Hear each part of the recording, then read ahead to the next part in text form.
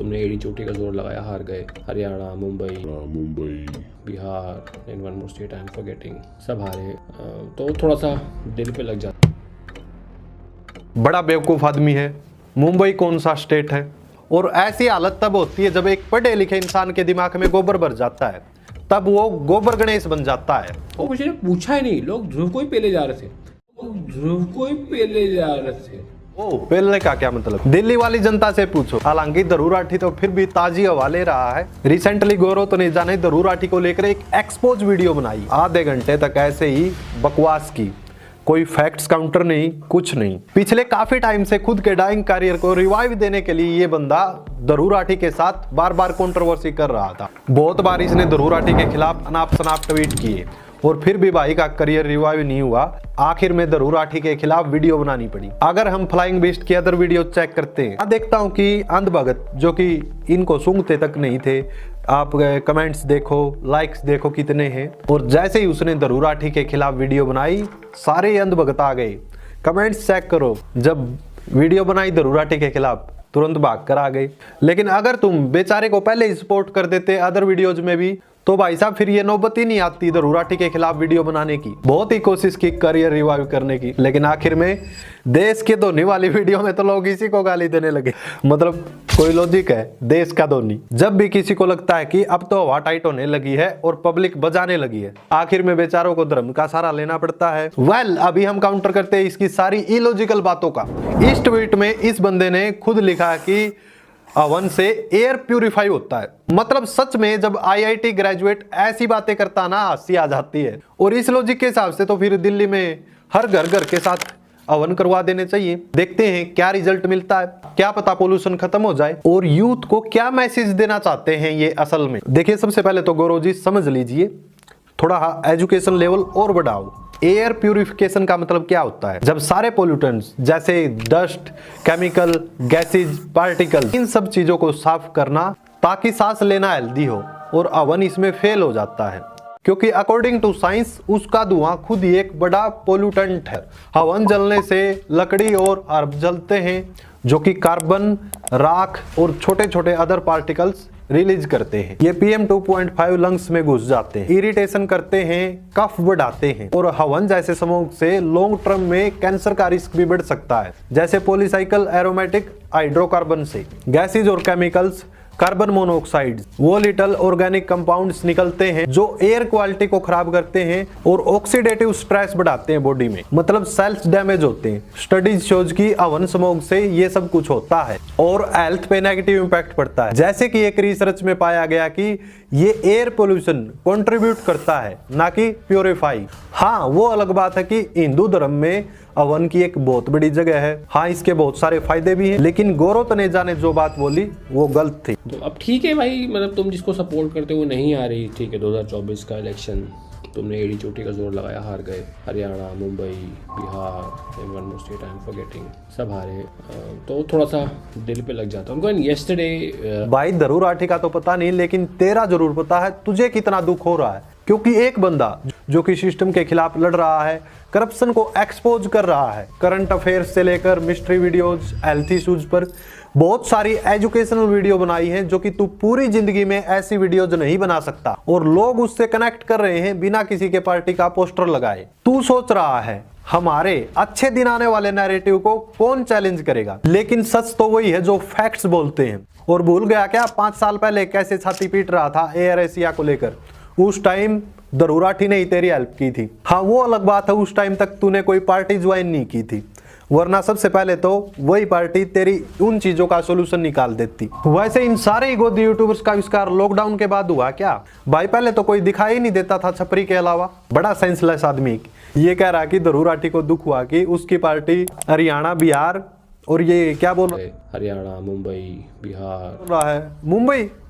अरे ये मुंबई कब से स्टेट होने लगा भाई? यही होता जब एक पढ़े लिखे इंसान के दिमाग में गोबर भर जाता है, तब वो सारे ही एजुकेशन का गोबर गणेश कर देता। ठीक है भाई, मतलब तुम जिसको सपोर्ट करते हो वो नहीं आ रही, ठीक है। 2024 का इलेक्शन, पहली बात तो बीजेपी को 240 सीटें मिली, ये उनकी सबसे बड़ी हार थी। 2019 में 303 सीट्स मिली। 2019 इलेक्शन से कंपैरिजन करके देखे तो ये गैप बहुत बड़ा है। और मेजोरिटी खुद से नहीं आई, अलाइज पर डिपेंड करना पड़ा। अगर इतना ही दम होता जो बीजेपी खुद से कह रही थी 400 पार होगा ये होगा, तो खुद के दम पे कर लेते भाई 400 पार। और एनडीए को मिलाकर भी ये 293 पर अटक गई। और वोट चोरी की तो बात ही छोड़ दो। ये रिजल्ट दिखाता है कि कैसे मोदी जी का जादू खत्म हो गया। अनएम्प्लॉयमेंट, इन्फ्लेशन, क्रोनी कैपिटलिज्म सब कुछ एक्सपोज हो गया। दरू ने इस पे वीडियो बनाया और लोगों ने वोट दिए सच को, जेन्युइनली वोटर, ना कि कोई फेक वोटर। और बात करें महाराष्ट्र इलेक्शन की, एलिगेशन लगे वोट चोरी के, यहाँ तक कि ईवीएम टैंपरिंग के भी एलिगेशन लगे। अपोजिशन की लड़ाई की वजह से वहां पर बीजेपी खेल।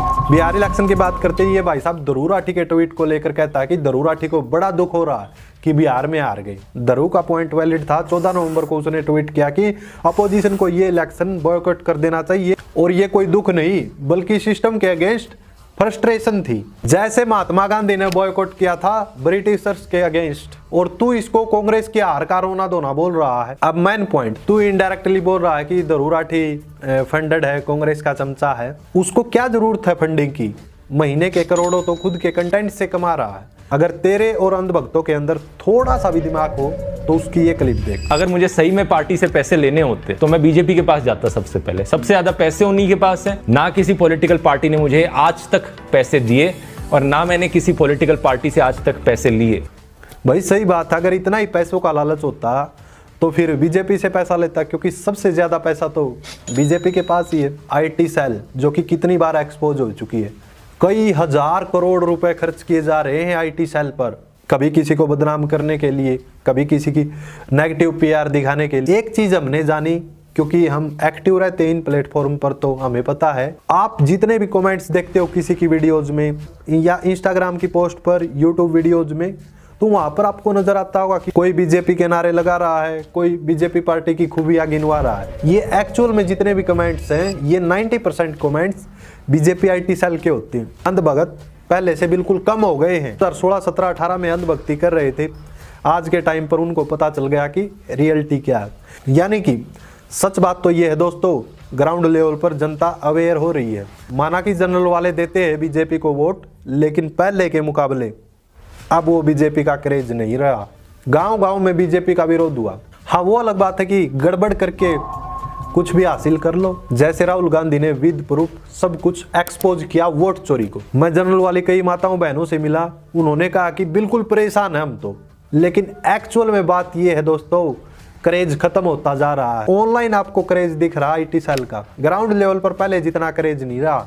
ये तो वही बात होगी, उल्टा चोर कोतवाल को डांटे। कभी कहते हैं ये कांग्रेस का पैसा, कभी कहते हैं सोर्स से फंडिंग, लेकिन आज तक इतनी बड़ी पार्टी से जांच नहीं हो पाई कि ये फंडिंग कैसे मिल रही, कहां से आ रही है, क्योंकि कुछ आ ही नहीं रहा। पता तो तब चलेगा। और ये यूट्यूबर्स बीजेपी के द्वारा फंडेड, यानी कि इनके ऊपर ये उंगली नहीं उठाएगा, गोदी मीडिया के ऊपर ये कभी उंगली नहीं उठाएगा, लेकिन अपोजिट दूसरों को और बोल रहा कि तुम्हें फंडिंग मिल रही है। ये है एक एजुकेटेड बंदे का दिमाग, यही होती है ब्रेन वॉशिंग। और इसी वीडियो में इनडायरेक्टली बोलता है कि इसके 3-4 लोग, जैसे कि आकाश बनर्जी को बोलता है कभी, जो कि श्याम मीरा पर उंगली उठाता है, क्योंकि इन लोगों को प्रॉब्लम इस बात से है क्योंकि ये लोग एसएससी स्कैम, नीट स्कैम पर बोलते हैं, गवर्नमेंट के अगेंस्ट बोलते हैं और स्टूडेंट्स का साथ देते हैं। That's a problem. मेरा सवाल से प्रॉब्लम है कि मैं सवाल कर रहा हूँ, ये प्रॉब्लम है आपको। भाई जलन छोड़, दरू राठी जैसे लोग सिस्टम बदलते हैं। अगर तुझे सच से प्रॉब्लम है तो फैक्ट्स पढ़, वीडियोस देख।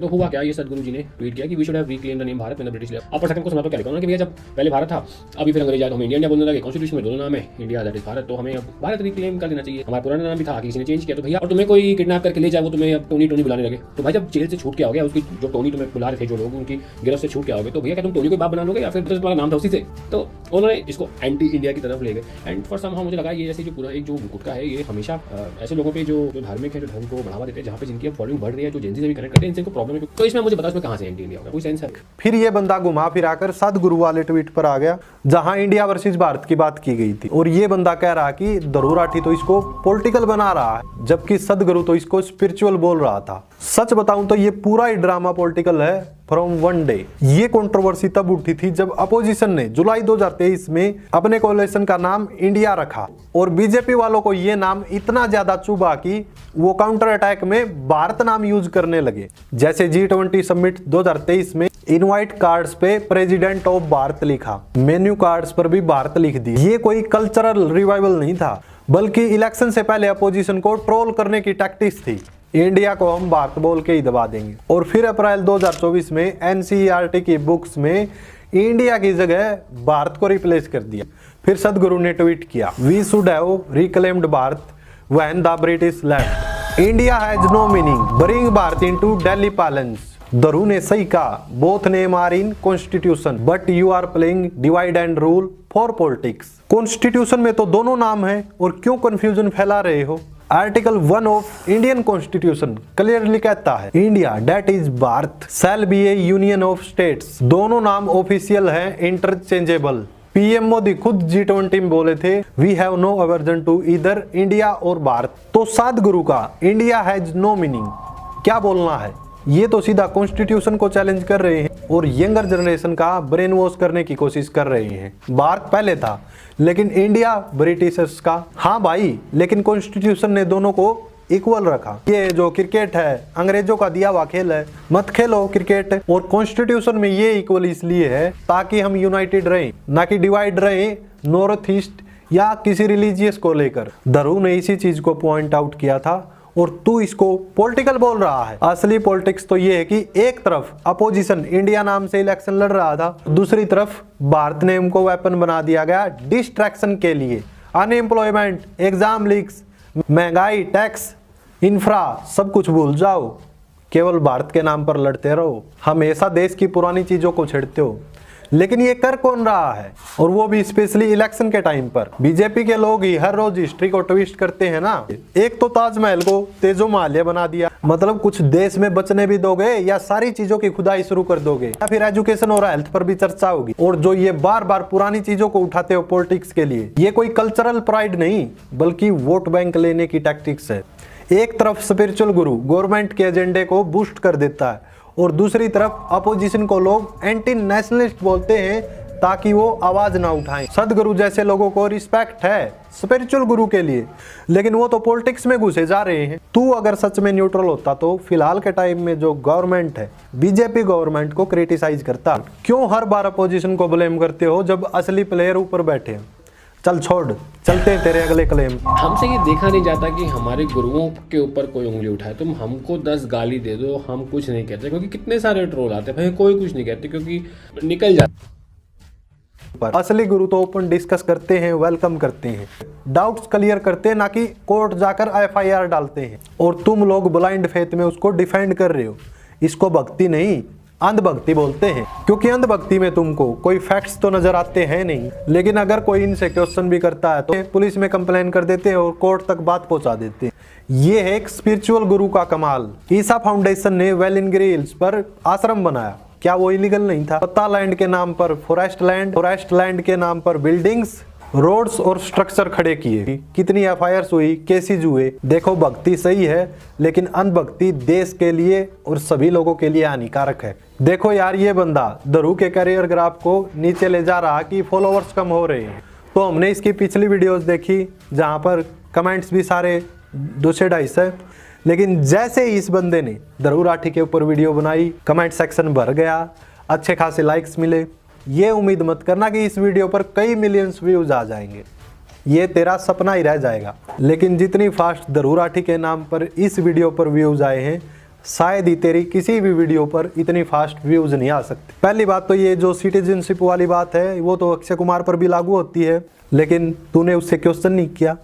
ऐसे बहुत सारे हजारों एग्जाम्पल हैं, लेकिन तू कभी किसी से क्वेश्चन नहीं करेगा क्योंकि तेरे को सिर्फ धरू राठी से प्रॉब्लम है।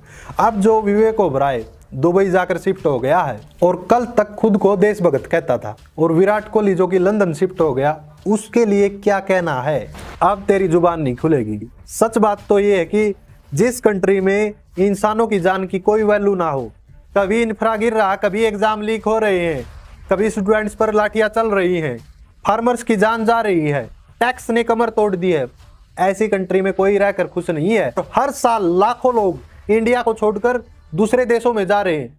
तेरा बस चले तो उन लाखों लोगों में भी कमी निकाल दे। मतलब कि तुम लोगों के अकॉर्डिंग इंडिया में रहकर ही देशभक्ति दिखाई जा सकती है। यहाँ रहकर अंधभक्तों ने क्या उखाड़ लिया, कौन सी देशभक्ति दिखा दी। उल्टा जो गवर्नमेंट के अगेंस्ट बोलते हैं, गवर्नमेंट से क्रिटिकल क्वेश्चन करते हैं या फिर देश हित में देश के मुद्दों पर बात करते हैं, उन्हीं की टांग खींच रहे हैं। अब बताओ असली देशभक्त कौन है। लेकिन तूने यहाँ पर एक पॉइंट बहुत गलत बोल दिया कि आपने वोट दिया, कोई प्रूफ इन्होंने डाला। ये हरियाणा इलेक्शन के आसपास भी आए थे, इंडिया मुझसे पहले निकल गए, लोकसभा में नहीं। क्योंकि कैसे नाम आएगा भाई, विदेशियों का नाम वोटर लिस्ट में कैसे आएगा। तो फॉरेनर्स का नाम वोटर लिस्ट में नहीं है, तो फिर ये कौन है जो हरियाणा इलेक्शन में वोट देकर गई। जो स्क्रिप्ट आती है ना, उसको एक बार क्रॉस चेक कर लिया कर। और तेरी तरह ही एक तेरा छोटा भाई धरू राठी से पंगा लेने की कोशिश कर रहा था, उसकी भी स्क्रिप्ट किसी और बेवकूफ ने लिखी थी, लेकिन ऐसा पटका दोबारा से खड़ा नहीं हो पाया। फिर कुछ लोग कहते कि वो तो सुधर गया, सुधरा नहीं, नशेड़ी गैम्बलर को सुधारा गया है। अब इसके ट्राइड एंड टेस्टेड वाले पॉइंट पर आते। ये नहीं क्या कि एक डब्बे में भाई ये 4 बेस्ट प्रोटीन है मार्केट में, सबका एक एक स्कूप डाल के मैं डब्बा बेच दूं, वो काम नहीं किया। खुद की फॉर्मुलेशन की है, फॉर्मूला बनाया है, उसमें यूएसपी डाली है और कुछ प्रॉब्लम रियल में सॉल्व करके दी है। आपने वहां पे भी अपनी जनता को मिसलीड किया, जहां पे आप टोकन बांट रहे थे। आपने बताया तो है नहीं टोकन क्या होता है, वो तो जब आपको गाली पड़ी तो आपको आना पड़ा कि भैया टोकन ये होता रहा। देख तू इतने दिनों से बिजनेस कर रहा, तेरे को एक सिंपल चीज पता ही होगी कि मार्केट में कोई प्रोडक्ट लॉन्च होता है, जरूरी नहीं कि हर बार कुछ नया ही लेकर आए। उस चीज को बेटर करके ला सकते हैं, प्राइसिंग में थोड़ा कम ज्यादा ऊपर नीचे करके भी ला सकते हैं। वही काम धरू ने किया। प्रीमियम एआईज की ओवरऑल कॉस्ट बहुत ज्यादा आ रही थी, तो धरू ने उसकी प्राइसिंग को कम करके लॉन्च कर दिया। और जहां तक बात है टोकन्स की, वो तो धरू ने पहले ही दे दिए थे, उतने काफी थे। और अपने जो एआई कोर्स में काफी चेंज किए, यानी कि अपनी गलतियों में भी सुधार किया। जो जो लोगों ने फीडबैक दी कि इस चीज़ की कमी है, वो सारे चेंज टाइम के साथ किए और आगे भी चेंज होते रहेंगे। लेकिन तूने फैक्ट्स की जगह पर्सनल अटैक किया। मैंने देखा कि तूने क्लेम किया कि धरू राठी भगवान को मानता ही नहीं। हमारा डाइंग करियर तो श्री हरि ने संभाल लिया भाई, तुम भी जाओ उनकी शरण में। लेकिन आप तो मानते नहीं, आपको लगता था कि शायद राम तो होते नहीं है, क्योंकि जब न्यूयॉर्क में स्पाइडरमैन बनी तो शायद स्पाइडरमैन रियल हो जाएगा, तो फिर राम भी शायद। लेकिन उसके बाद आपने जब रामान है तो राम पे वीडियोस भी बनाए आपने। लेकिन तूने वो क्लिप नहीं दिखाई जिसमें धरू राठी कहता है कि मैं सभी धर्मों की रिस्पेक्ट करता हूँ। तो लोग, दूसरा ओपिनियन है जिन लोगों का, उनके ओपिनियन की मैं रिस्पेक्ट करता हूँ। अगर आप में से किसी को लगता है कि गॉड एग्जिस्ट करते हैं तो मैं उस बात का रिस्पेक्ट करता हूँ, क्योंकि ये कोई ऐसा सवाल नहीं है जो बड़ी आसानी से आंसर किया जा सके। साथ ही साथ मैं ये भी कहना चाहूँगा कि मैं दुनिया के सभी धर्मों का आदर भी करता हूँ और उनकी इंपॉर्टेंस भी समझता हूँ। वो क्लिप नहीं दिखाएगा ये। Valuable content for that let me suggest my YouTube blueprint course if you need help. भाई आपका ब्लूप्रिंट कोर्स लेके आज कौन सा यूट्यूबर एक क्लेम कर सकता है कि मैंने ध्रुव राठी का, इस बात को 1 साल हो गया और ये कोर्स पिछले कई सालों से बेच रहे हैं कि मैंने ध्रुव राठी का कोर्स लेके मैं बड़ा यूट्यूबर बन गया। और ध्रुव राठी के 30 मिलियन थे, मेरे 3 मिलियन तो पहुंच गए। कोई नहीं पहुंचा भाई, क्योंकि ब्लूप्रिंट कोर्स को लेकर हजारों लोगों ने फीडबैक दी है, अपने ओपिनियन शेयर किए, वो भी वीडियो बनाकर। अगर नहीं ट्रस्ट होता तो ये वीडियो देख ले। मैंने आज ही अपना आपका ये कोर्स फिनिश किया है, बहुत अच्छा लगा। इसमें मैंने काफ़ी चीज़ें सीखी है, जैसे ideas for niche topic, filming ideas. और दिखाऊं, ये भी वीडियो देख।